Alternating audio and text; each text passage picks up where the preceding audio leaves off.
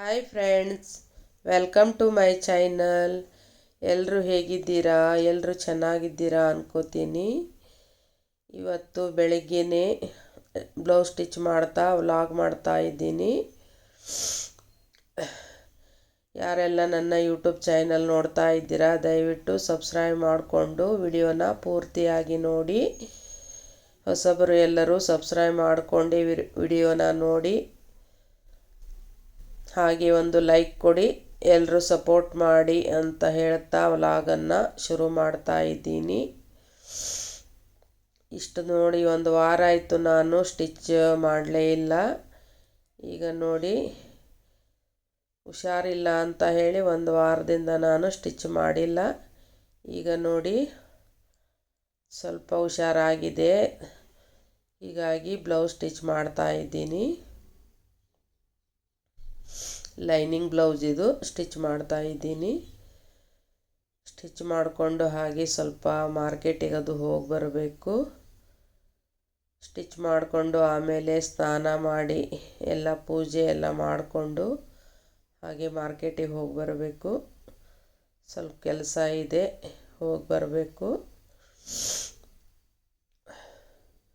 ನನ್ನ ವಿಡಿಯೋ ಎಲ್ಲ ಹೇಗೆ ಬರ್ತಾ ಇದೆ ದಯವಿಟ್ಟು ನಿಮ್ಮ ಅನಿಸಿಕೆ ಅಭಿಪ್ರಾಯವನ್ನು ಕಮೆಂಟ್ ಮೂಲಕ ತಿಳಿಸಿ. ಎಲ್ಲರೂ ಸಪೋರ್ಟ್ ಮಾಡಿ. ಹಾಗೆ ನಾನು ಹೊಸದಾಗಿ ಒಂದು ಬ್ಯಾಗ್ ಕಲಿತ್ಕೊಂಡು ನಿಮಗೆ ಒಂದು ವಿಡಿಯೋ ಮಾಡಿ ಹಾಕಿದ್ದೀನಿ. ದಯವಿಟ್ಟು ಆ ವಿಡಿಯೋನ ನೋಡಿ ಎಲ್ಲರೂ ಸಪೋರ್ಟ್ ಮಾಡಿ. ಹೇಗೆ ಬಂದಿದೆ ಅಂತ ಕಮೆಂಟ್ ಮಾಡಿ ತಿಳಿಸಿ.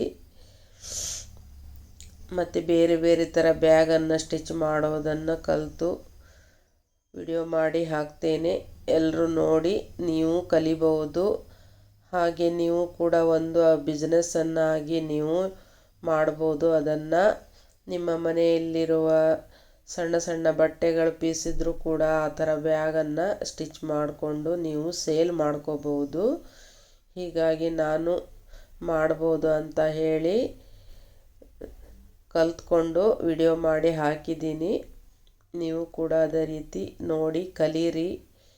ನೀವು ಒಂದು ಬಿಸ್ನೆಸ್ಸನ್ನಾಗಿ ಮಾಡಿ. ಬ್ಯಾಗ್ಗಳಿಲ್ಲೇನು ತುಂಬ ಥರ ಬ್ಯಾಗ್ಗಳಿವೆ. ಯೂಟ್ಯೂಬಲ್ಲಿ ಸಾಕಷ್ಟು ವಿಡಿಯೋಗಳಿವೆ ನಿಮಗೆ ಕಲಿಯೋದಕ್ಕೆ. ಎಲ್ಲ ಥರ ಬ್ಯಾಗ್ಗಳು ನೀವು ನೋಡಿಕೊಂಡು ಕಲಿಬಹುದು. ಅದೇನು ಕಷ್ಟ ಏನಿಲ್ಲ, ತುಂಬ ಈಸಿಯಾಗಿದೆ. ನೀವು ಆರಾಮಾಗಿ ಕಲಿಬಹುದು. ಕಲಿತು ನೀವು ಕೂಡ ಒಂದು ಬಿಸ್ನೆಸ್ಸನ್ನಾಗಿ ಮಾಡ್ಕೊಳ್ಳಿ. ಮನಸ್ಸಿದ್ದರೆ ಮಾರ್ಗ ನೋಡಿ, ಇಲ್ಲ ಅಂದರೆ ಏನೂ ಆಗಲ್ಲ. ನಾವು ಮನಸ್ಸು ಮಾಡಬೇಕು ಅಷ್ಟೇ. ಮಾಡಿದ್ರಾಯ್ತು ಅಂತ ಕೂತ್ರೆ ಏನೂ ಆಗಲ್ಲ. ಮಾಡ್ತೀವಿ ಅಂತ ಮನಸ್ಸು ಮಾಡಿಕೊಂಡು ಮಾಡಿದರೆ ಏನೇ ಆದರೂ ಆಗತ್ತೆ. ಮೊದಲಿಗೆ ಸ್ವಲ್ಪ ಕಷ್ಟ ಆಗತ್ತೆ, ಬರ್ತಾ ಬರ್ತಾ ಅದೇ ಒಂದು ನಮಗೆ ಬಿಸ್ನೆಸ್ಸಾಗಿ ಇದು ಆಗತ್ತೆ. ನಮ್ಮ ಅಕ್ಕಪಕ್ಕದವರಿಗೆ ಸೇಲ್ ಮಾಡ್ಬೋದು. ಹಾಗೆ ಮಾರ್ಕೆಟಿಗೆ ಹೋಗಿ ಅಲ್ಲಿ ಅಂಗಡಿಗಳಲ್ಲಿ ಸೇಲ್ ಮಾಡ್ಬೋದು. ಹೋಗಿ ಕೇಳಿದರೆ ತಗೋತಾರೆ. ನೀವು ಹೋಗಿ ಕೇಳಿ. ಹಾಗೆ ಮತ್ತು ನಿಮ್ಮ ಏರಿಯಾದಲ್ಲಿ ಕೂಡ ಜನ ತೊಗೊಂಡೇ ತಗೋತಾರೆ. ಮನೆಯಲ್ಲಿ ಮಾಡಿರೋದಂದರೆ ಅವರಿಗೂ ಒಂದು ಚೆನ್ನಾಗಿರುತ್ತೆ, ಮನೆಯಲ್ಲಿ ಮಾಡಿದ್ದು ಅಂತ ಅವರಿಗೂ ಒಂದು ಭಾವನೆ ಇರುತ್ತೆ. ಹೀಗಾಗಿ ತೊಗೊಂಡೇ ತಗೋತಾರೆ. ಫಸ್ಟಿಗೆ ಒಂದು ಸ್ವಲ್ಪ ರೇಟನ್ನು ಕಡಿಮೆ ಮಾಡಿ ಕೊಡಿ. ಆಮೇಲೆ ಬರ್ತಾ ಬರ್ತಾ ಆಮೇಲೆ ನೀವು ರೇಟ್ ಬೇಕಾದರೆ ಜಾಸ್ತಿ ಮಾಡ್ಕೊಳ್ಳಿ. ಮನೆಯಲ್ಲಿ ಮಾಡಿರುವುದು ತುಂಬ ಗಟ್ಟಿಯಾಗಿರುತ್ತೆ ಅಂತ ಹೇಳಿ ಅವರಿಗೆ ಕನ್ವಿನ್ಸ್ ಮಾಡಿ. ಹೊರಗಡೆಯಿಂದ ರೆಡಿಮೇಡ್ ತಂದಿದ್ದು ಅಷ್ಟು ಗಟ್ಟಿಯಾಗಿರಲ್ಲ, ಬೇಗ ಹೋಗಿಬಿಡುತ್ತೆ ಅಂತ ಈ ಥರ ಎಲ್ಲ ಹೇಳಿಕೊಂಡು, ಮತ್ತು ನೋಡೋದಕ್ಕೂ ಸ್ವಲ್ಪ ಶೋ ಮಾಡಿಕೊಂಡು ಚೆನ್ನಾಗಿ ಮಾಡಿ, ಲೇಸ್ ಅದು ಹಚ್ಕೊಂಡು ಚೆನ್ನಾಗಿ ಮಾಡಿ. ಅಂದರೆ ನೋಡೋದಕ್ಕೂ ಚೆನ್ನಾಗಿ ಇದ್ದರೆ ತಗೊಳ್ಳೋರು ಕಸ್ಟಮರು ತಗೋತಾರೆ. ಆ ಥರ ಮಾಡಿ. ಮತ್ತು ಇವು ಹೇರ್ ಬೌ ಈ ಥರ ತುಂಬ ವೆರೈಟಿ ಇದೆ. ಹೇರ್ ಬೌ ಕೂಡ ನೀವು ಈಸಿಯಾಗಿ ಮಾಡ್ಬೋದು. ಸಣ್ಣ ಇಲಾಸ್ಟಿಕ್ ಸಿಗುತ್ತೆ, ಅದನ್ನು ತಂದು ನೀವು ಹೋಲ್ಸೇಲಲ್ಲಿ ತಂದು ಅದನ್ನು ಕೂಡ ಮಾಡ್ಬೋದು. ಈಗ ಬೌ ತುಂಬ ಟ್ರೆಂಡಿಂಗ್ ಇದೆ, ಹೀಗಾಗಿ ಅವು ಸೇಲ್ ಆಗುತ್ತೆ. ಏನಾದರೂ ಒಂದು ಮಾಡಬೇಕು ಬಿಸ್ನೆಸ್. ಹಾಗೆ ಸುಮ್ಮನೆ ಕೂತ್ರೆ ಏನೂ ಆಗಲ್ಲ. ನಿಮಗೆ ಬಟ್ಟೆ ವ್ಯಾಪಾರ ಬೇಕಂದರೆ ಬಟ್ಟೆ ವ್ಯಾಪಾರನೂ ಮಾಡ್ಬೋದು. ನಿಮ್ಗೆ ಯಾವುದರಲ್ಲಿ ಇಂಟ್ರೆಸ್ಟ್ ಇದೆ ಅದರಲ್ಲಿ ನೀವು ಮಾಡ್ಬೋದು. ಮೊದಲು ಇಂಟ್ರೆಸ್ಟ್ ಕೊಡಿ, ಏನಾದರೂ ಒಂದು ಹಾಗೆ ಆಗತ್ತೆ. ಸುಮ್ಮನೆ ಕೂತ್ರೆ ಏನೂ ಆಗಲ್ಲ. ಟೇಲ್ರಿಂಗ್ ಬೇಕಂದ್ರೆ ಕಲಿಬೇಕಂದ್ರೆ ಅದನ್ನು ನೀವು ಕಲೀರಿ, ಯೂಟ್ಯೂಬಲ್ಲೇ ನೋಡಿಕೊಂಡು ಕಲೀರಿ. ನಾನು ಸುಮಾರಷ್ಟು ಬ್ಲೌಸು ವಿಡಿಯೋಗಳನ್ನು ಹಾಕಿದ್ದೀನಿ, ಕಟಿಂಗ್ ವಿಡಿಯೋಗಳನ್ನು ಹಾಕಿದ್ದೀನಿ, ಬೇಕಾದರೆ ನೋಡಿ ನೀವು. ಏನಾದರೂ ಮಾಡಬೇಕು ಹೆಣ್ಮಕ್ಳು, ಸುಮ್ಮನೆ ಕೂತ್ರೆ ಏನೂ ಆಗಲ್ಲ. ಹೊರಗಡೆ ಹೋಗೋದಕ್ಕೆ ಆಗಲಿಲ್ಲ ಅಂದರೂ ಕೂಡ ಮನೆಯಲ್ಲೇ ಕೂತ್ಕೊಂಡು ಏನಾದರೂ ಮಾಡ್ಬೋದು. ಎಷ್ಟೋ ಹೆಣ್ಮಕ್ಳಿಗೆ ತುಂಬ ಕಷ್ಟಗಳಿರುತ್ತೆ ಮನೆಯಲ್ಲೇ, ಆದರೆ ಏನು ಮಾಡಬೇಕು ಅಂತ ಅವರಿಗೆ ದಾರಿನೇ ಗೊತ್ತಿರಲ್ಲ. ಈಗ ಬಿಸ್ನೆಸ್ ಅಂದರೂ ಕೂಡ ಬಂಡವಾಳ ಬೇಕಾಗತ್ತೆ. ಬಂಡವಾಳ ಇಲ್ಲದೇ ಏನು ಮಾಡೋಕ್ಕೂ ಆಗಲ್ಲ. ಕಡಿಮೆ ಅಂದರೆ ಈ ಥರದ್ದು ಟೇಲ್ರಿಂಗಲ್ಲೇ ನಾವು ಏನಾದರೂ ಮಾಡ್ಬೋದು ಕಡಿಮೆ ಬಂಡವಾಳ ಅಂದರೆ. ಈಗ ದೊಡ್ಡದಾಗಿ ಈಗ ಡಿಸೈನ್ ಮಷೀನ್ ಎಲ್ಲ ಎಂಬ್ರಾಯ್ಡ್ರಿ ಮಷೀನ್ ತೊಗೋಬೇಕಂದ್ರೂ ತುಂಬಾ ದುಡ್ಡು ಬೇಕು. ಅದು ಬಡವರಂತೂ ತೊಗೊಳ್ಲಿಕ್ಕೆ ಆಗೋದಿಲ್ಲ, ತುಂಬ ಕಷ್ಟ ಇದೆ. ಲೋನ್ಗೇನಂತ ಹೇಳ್ತಾರೆ, ಆದರೆ ಅದು ತುಂಬ ತಿರುಗಾಟ ಎಲ್ಲ ಇರುತ್ತೆ, ಒಂದೇ ಸಲ ಆಗೋ ಕೆಲಸ ಅಲ್ಲ. ಈ ಥರ ಏನಾದರೂ ನೀವು ಸಣ್ಣ ಪುಟ್ಟ ಬಿಸ್ನೆಸ್ಸನ್ನು ಶುರು ಮಾಡ್ಕೊಳ್ಳಿ. ಹಾಗೆ ಬಟ್ಟೆ ಬಿಸ್ನೆಸ್ಸು ಕೂಡ ಮಾಡಿ, ಅದು ಪರವಾಗಿಲ್ಲ. ಆದರೆ ಜನರಿಗೆ ಮುಟ್ಟೋ ಥರ ನೀವು ಮಾಡಬೇಕು.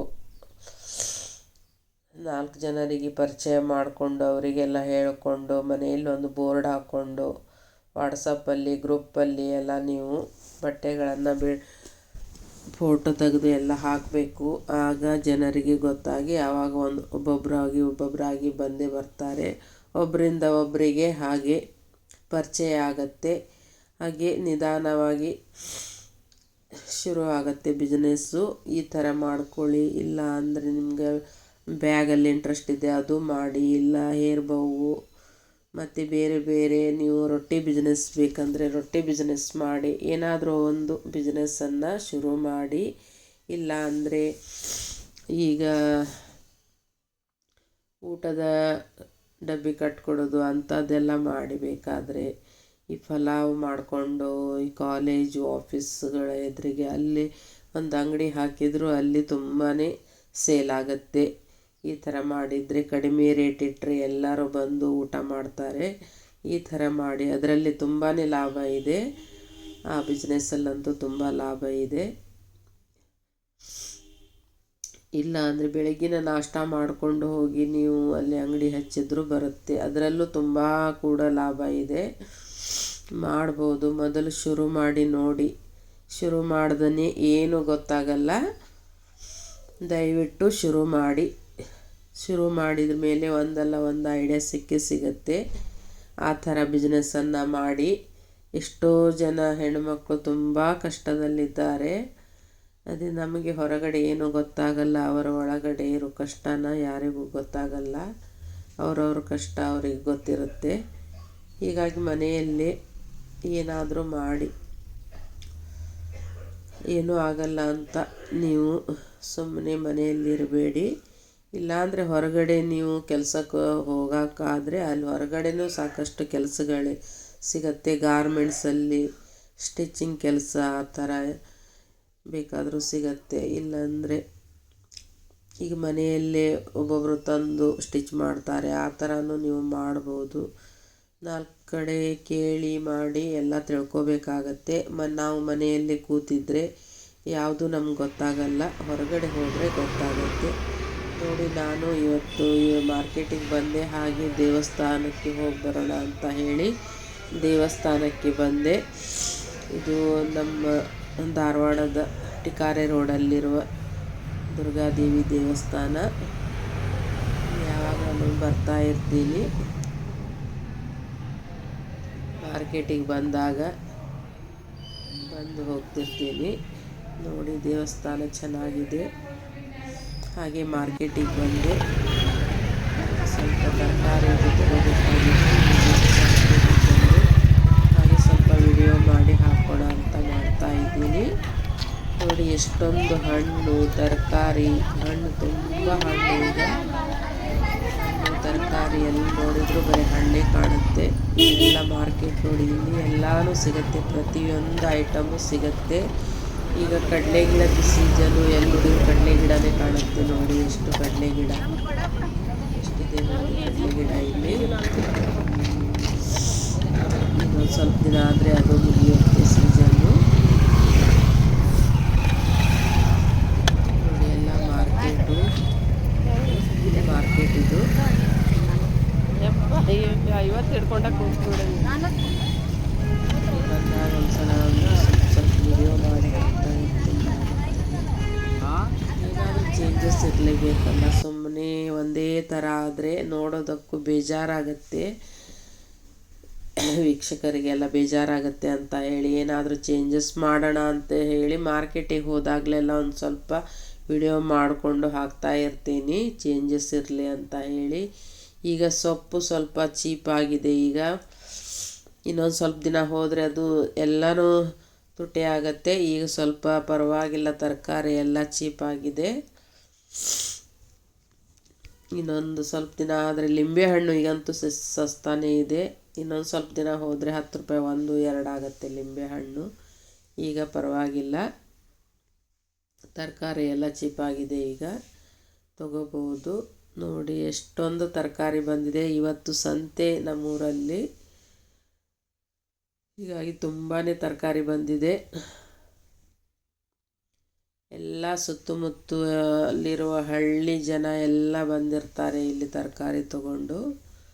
ಸೊಪ್ಪು ನೋಡಿ ಎಷ್ಟು ತಾಜಾ ಸೊಪ್ಪಿದೆ. ತುಂಬ ದೊಡ್ಡ ಮಾರ್ಕೆಟ್ ಇದೆ ಇದು, ಧಾರವಾಡದಲ್ಲಿ ದೊಡ್ಡ ಮಾರ್ಕೆಟ್ ಇದು. ನೋಡಿ ಎಷ್ಟೊಂದು ತರಕಾರಿಗಳು. ನೋಡಿ ಈಗ ಮನೆಗೆ ಹೋಗ್ತಾ ಇದ್ದೀನಿ. ಈಗ ನೋಡಿ ಮನೆಗೆ ಬಂದೆ,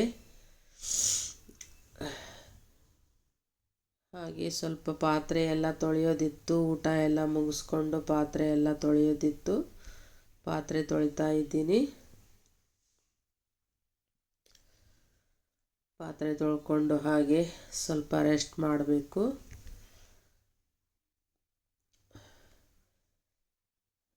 ನನ್ನ ವಿಡಿಯೋ ಎಲ್ಲ ಹೇಗೆ ಬರ್ತಾ ಇದೆ ಅಂತ ಕಮೆಂಟ್ ಮೂಲಕ ತಿಳಿಸಿ.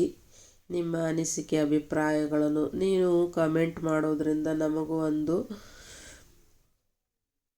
ಮುಂದಿನ ವಿಡಿಯೋ ಹಾಕೋದಕ್ಕೆ ಸ್ಫೂರ್ತಿ ಸಿಗುತ್ತೆ. ದಯವಿಟ್ಟು ಕಮೆಂಟ್ ಮಾಡಿ.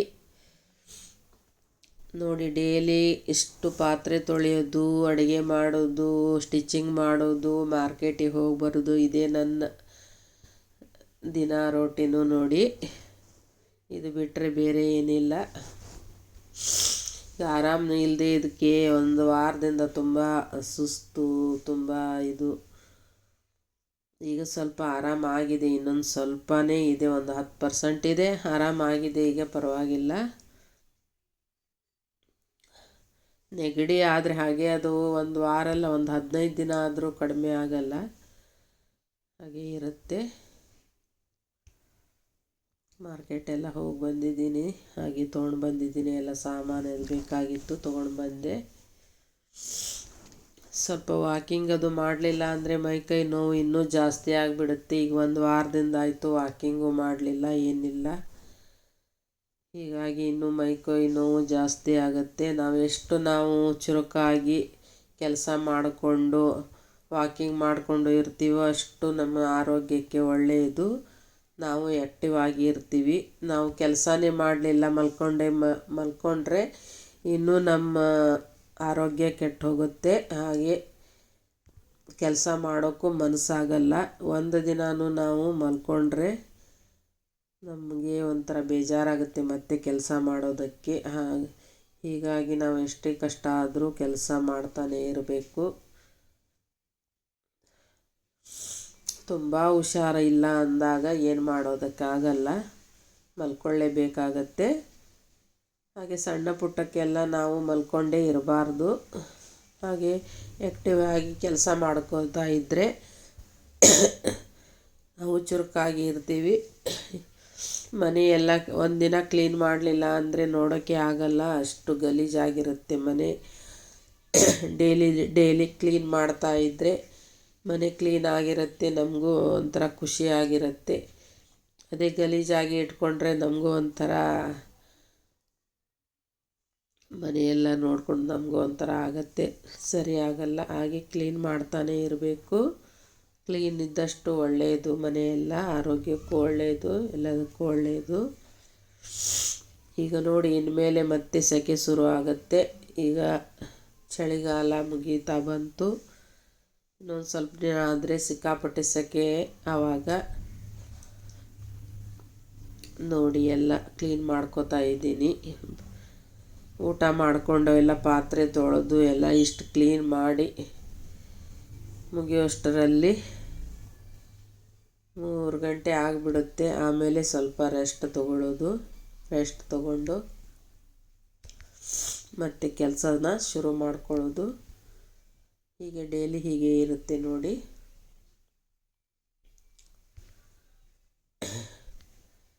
ದಯವಿಟ್ಟು ಎಲ್ಲರೂ ನನಗೆ ಸಪೋರ್ಟ್ ಮಾಡಿ. ನಿಮ್ಮ ಸಪೋರ್ಟ್ ಅಂತೂ ತುಂಬಾ ಮುಖ್ಯ ನನಗೆ.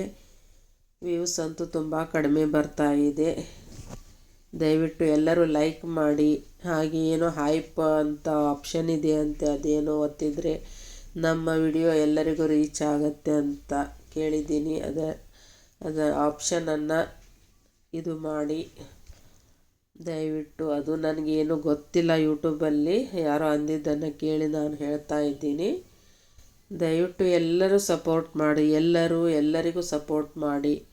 ನಾವು ಇನ್ನೊಬ್ಬರಿಗೆ ಸಪೋರ್ಟ್ ಮಾಡಿದರೆ ಇನ್ನೊಬ್ಬರು ನಮಗೆ ಸಪೋರ್ಟ್ ಮಾಡ್ತಾರೆ. ಹಾಗೆ ಒಬ್ರಿಗೊಬ್ರು ಬೆಳೆಸಬೇಕು. ನಮ್ಮ ಚಾನಲ್ ಅಷ್ಟೇ ಮುಂದೆ ಬರಬೇಕು ಅನ್ನೋ ಭಾವನೆ ಇರಬಾರ್ದು. ಎಲ್ಲರೂ ಬೆಳಿಬೇಕು, ನಾವು ಕೂಡ ಬೆಳಿಬೇಕು. ಮತ್ತೆ ಸಿಗೋಣ ಮುಂದಿನ ವಿಡಿಯೋದೊಂದಿಗೆ. ನಮಸ್ಕಾರ.